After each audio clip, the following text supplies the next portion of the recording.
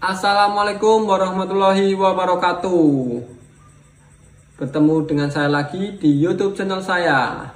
Kali ini kita akan bahas tentang teori masuknya Hindu-Buddha di Indonesia.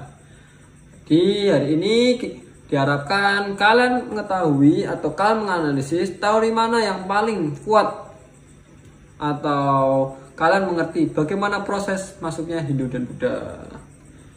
Hindu dan Buddha sebenarnya adalah agama yang lahir dari India. Mengapa sih bisa sampai sini? Nah, mari kita bahas. Teori masuknya Hindu di Indonesia, ya ini ada 4. Yang pertama teori Waisya, yang kedua teori Ksatria, yang ketiga teori Brahma, dan yang keempat teori arus balik. Pertama, teori Waisya.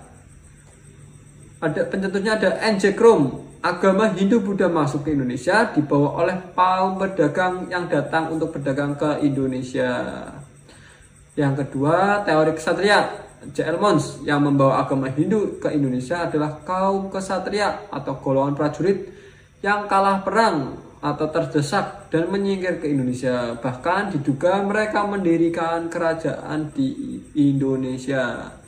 Serta diduga ada ekspansi oleh kerajaan India di Indonesia. Yang ketiga ada teori Brahma, dicetuskan oleh Van Leer. Agama Hindu-Buddha masuk ke Indonesia dibawa oleh kaum Brahmana karena hanyalah kaum Brahmana yang berhak mempelajari dan mengerti isi kitab suci Weda. Nah, dari ketiga teori tersebut terdapat kelebihan dan kekurangan. Seperti teori Waisya, memang para pedagang adalah orang yang terdekat dan orang yang pertama berinteraksi dengan masyarakat Indonesia asli secara langsung. Akan tetapi terdapat kekurangan, tidak menguasai kaum Waisya atau pedagang bahasa Sanskerta dan huruf Pallawa. Padahal peninggalan bercorak Hindu di Indonesia banyak yang menggunakan bahasa Sanskerta dan huruf Pallawa. Yang kedua, teori Ksatria. Teori Ksatria memang ekspansi dan mendirikan suatu negara dapat menyebarluaskan suatu agama yang dibawanya. Akan tetapi tidak ada bukti tertulis atau peninggalan tertulis di India maupun di Indonesia yang mengatakan para kaum Ksatria India pindah ke Indonesia atau hijrah ke Indonesia. Yang ketiga, teori Brahma. Peninggalan di Indonesia yang bercorak Hindu terutama memang berbahasa Sanskerta dan huruf Pallawa.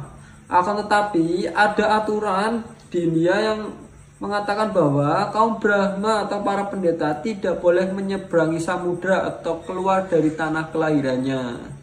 Jadi tidak mungkin kaum Brahma menyebarkan agama Hindu-Buddha di Indonesia.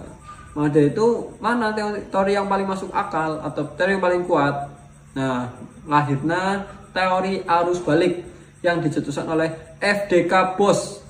Agama Hindu dibawa oleh Indonesia sendiri atau masyarakat Indonesia sendiri karena diperkirakan masyarakat Indonesia, terutama kaum cendekiawan Indonesia, secara aktif belajar keagamaan di India dan kembali ke Indonesia menjadi kaum Brahma.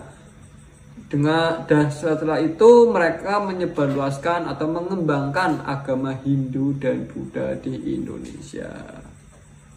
Nah, setelah keempat teori tersebut, kalian tim teori mana? Tolong dong jawab dan jelaskan alasannya. Terima kasih, sekian dari saya. Maaf jika ada tutur kata yang kurang berkenan. Wassalamualaikum warahmatullahi wabarakatuh.